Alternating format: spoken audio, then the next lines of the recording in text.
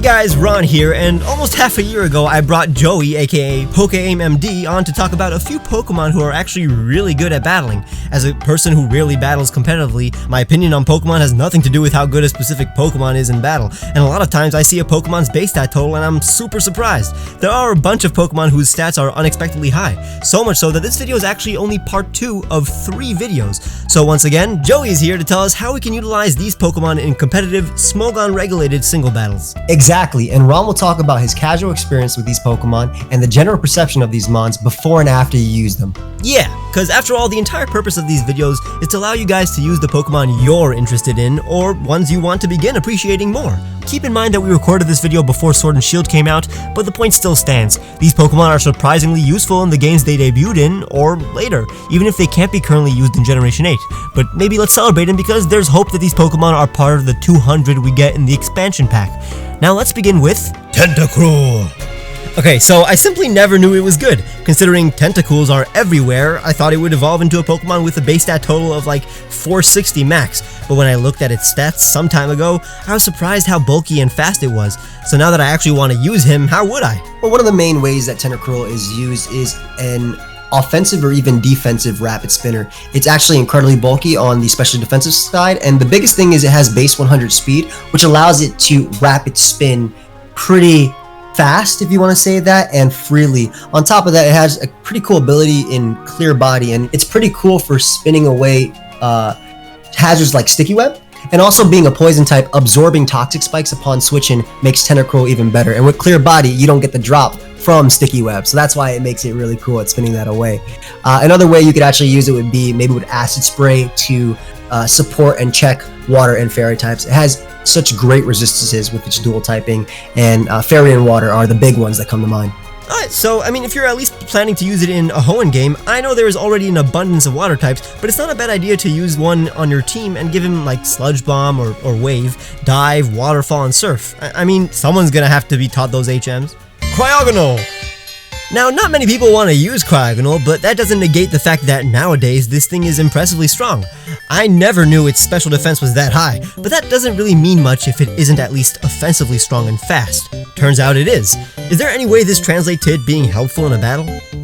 Well, Cryogonal is a really interesting Pokemon. Actually, it's one of my favorite mons from Black and White, but it has very poor defenses and a pretty weak move pool. Obviously, Levitate's really nice because one of the things that Cryogonal excels at is getting rid of hazards, and that's with Rapid Spin and Defog. Freeze Dry was recently added to its arsenal, which means that it does now have a super effective coverage hit that's Stab on water-type Pokemon, and it has reliable recovery in Recover, but being an ice types naturally have very poor defensive typing, and that doesn't really help out Cryogonal. Couple that with base 50 defense is not the best thing for this Pokemon. And for the people who don't know what Freeze Dry does, I mean, let's pretend that, you know, that's me just for a second. What does it do? Freeze Dry is an ice type attack that is super effective against water type Pokemon. So I guess it's definitely it's not desirable to catch in the games that debuted in, but hey, if you find one in like Frost Cavern and you seem to enjoy its like octagonal shape, it ain't a dumb move to put it on your team. Just make sure it never encounters like a physical attacker, and you'll go far with this frozen stop sign. Donphan! Now, for a long time, I've wanted to use this Pokemon in my main game Johto team, but you find Phanpys too late in the game. But I recently replayed Heart Gold and found a high-level Donphan in Victory Road, so I had to put him on my team.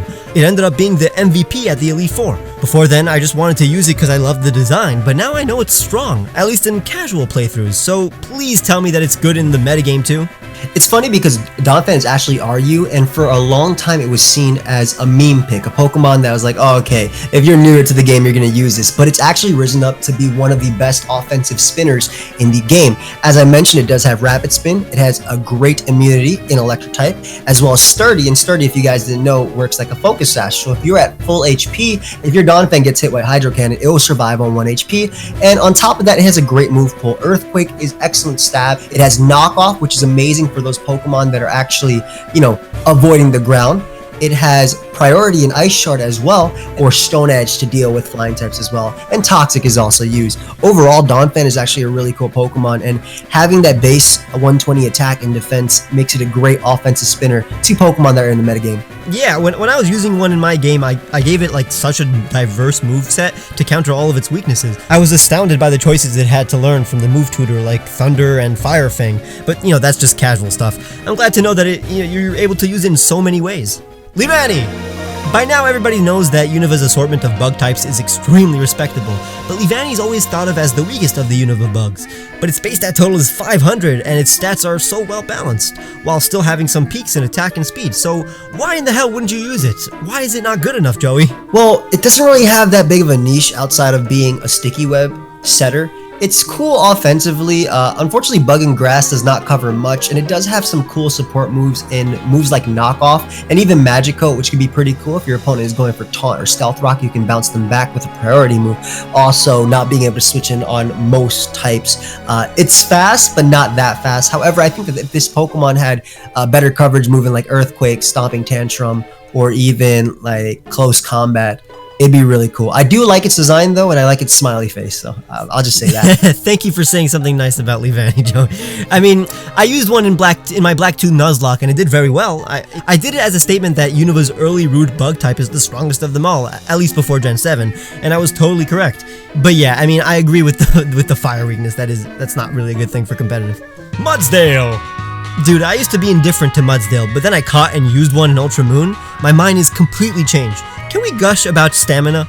Okay, so Stamina is such a great ability. Being able to get hit by an attack and then boosting your physical defense by +1 is incredible for this Pokemon. Not to mention, it already has great base 100 defense and a great base 100 HP. It's interesting because I don't think this Pokemon is necessarily bad. I just think they're Pokemon that do its job better.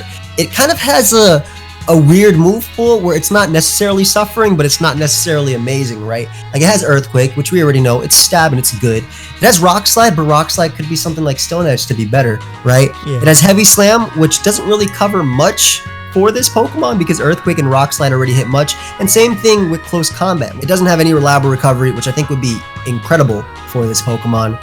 And it is very slow. And as opposed to Hippowdon, which has reliable recovery, same thing with Gliscor, can do the same thing, can set up Stealth Rock, can U-turn, can Roost, can Swords Dance. So it doesn't really have the strongest move pool going for it, and no strong rock move is another thing just to add. When I was playing with it in my main game, this thing would never faint. I thought its speed would matter, but after surviving one hit, this thing had the advantage. Stat-wise, if this thing was faster, it would be literally perfect. Recovery is a big problem in competitive, but in casual play, I urge you to get one. Amen to that. Comfey! I think this Pokemon is the most appropriate one on this list. It's a tiny flower picker, but can be your opponent's worst nightmare. So what's the #1 reason this thing is so feared? Triage is such an incredible ability. It gives you +3 priority on healing moves. I'm talking moves like Synthesis, its Stab, Draining Kiss, and even Giga Drain, which it recently got. Also, it has access to Calm Mind, which is such a huge plus. One of the biggest downsides to it is its low HP stat, and it can't really take too many hits because of that. But the low HP stat is really weird because Draining Kiss, if you guys didn't know, recovers a ton. But because of its low HP stat, it recovers so much out of that. In the tier it's in, it has very many answers. Which one, is it really important to have a balance between defense and HP? I think that it's actually better to have a higher HP stat than, this is me personally, but a higher HP stat than a higher defensive stat. One of the main things that you could do to actually make it better would be giving it a higher HP stat, because outside of that, super fast, average but decent special attack stat, and the rest of its stats are fine. So if you're looking for a fast and bulky beast, I mean, it may be hard to believe that a literal necklace will do the job, but yeah, it's faster than Yveltal, the giant bird of death, and specially bulkier than Duskmane Necrozma, the steel lion possessed by a space rock. Gogoat! Gogoat is the Pokemon with the most unexpectedly high base stat total. It's basically as strong as a starter Pokemon. Stronger than some even, so why in the hell, Joey, is nobody using it? Well, basically this Pokemon isn't necessarily amazing. It has a great ability in Sap Sipper, so when you get hit with a grass type attack, you get a +1 in your attack stat, and it has a good move pool in Bulk Up, Horn Leech, and Milk Drink, which is nice for recovery, as well as some coverage in Rock Slide and Earthquake. But one of the biggest things about this thing is that it's why would I use this when there are other better grass types? And also, there's that 4-move slot syndrome where when I have moves like Bulk Up, Horn Leech, and Milk Drink, which are always necessary? Do I forgo hitting the flying type with super effective damage because I go for Earthquake, or do I forgo hitting the steel types and fire types as well? So you really have to pick your poison with this Pokemon. Having better physical defense, and even maybe not Sap Sipper, but Regenerator as an ability would be really cool. But I mean, even if its defense was good, it wouldn't be any match against Heatran, I guess. Yeah. If it had higher speed, I think it'd be better as a bulk up user and as a setup mon in general. Also, it's not that strong immediately off the bat, so even Pokemon it's designed to beat can either get multiple opportunities to hit off an attack or even wear it down with Toxic. It's a really cool and unique Pokemon in my opinion, but its base 68 speed and base 62 defense really does hold it back. Yeah, I mean, you'd think 531 would be perfect for competitive, but it seems like a Pokemon's viability in the metagame is like hugely affected by what can counter it, and if there are more effective replacements for it, I guess. Exactly. But hey, I definitely think it's in the top 3 of Pokemon who could replace your starter in casual playthrough. Gogoat is an easy pick in my opinion. You'll definitely be surprised. Kecleon! Ever since it was revealed a bit before the Hoenn games even came out, I've wanted to use this guy, but its base stat total is 440, and color change isn't that useful. Now I kid you not, until talking to Joey like an idiot, I didn't know that Kecleon's hidden ability was Protean. You're not an idiot, bro, for that, but Protean is definitely way better than color change. Getting Stab on every single attack you go for is such a huge buff. It has priority in Fake Out, Sucker Punch, and Shadow Sneak. It has recovery in Recover and Drain Punch. And honestly, it being slow, it having a pretty low HP stat, it having a pretty low defensive stat is one of its main drawbacks. It's okay in the PU tier. But why in the hell would I use it over Protean Greninja? Exactly, it has such a low HP stat, and it's basically unusable with color change. How do you even get a Protean Kecleon? I open up Pokemon Showdown and I don't worry about it. Well, since this channel is way more about the casual side of Pokemon, if you're even remotely interested in diving into the competitive scene, check out Joey's channel. His intro to Showdown, which I linked in the description, is exactly what you need. And this is just part 2 of 3 videos we're making about unexpectedly strong Pokemon, so make sure to like this video if you want part 3 to come out. Subscribe if you want to know when I release that video, or follow me on Twitter. Check out the description for the music I use, the t-shirts I made for you guys, my Patreon, where you can get cool rewards, or even click the join button to see my videos days early and get merch discounts. I'll see you guys very soon.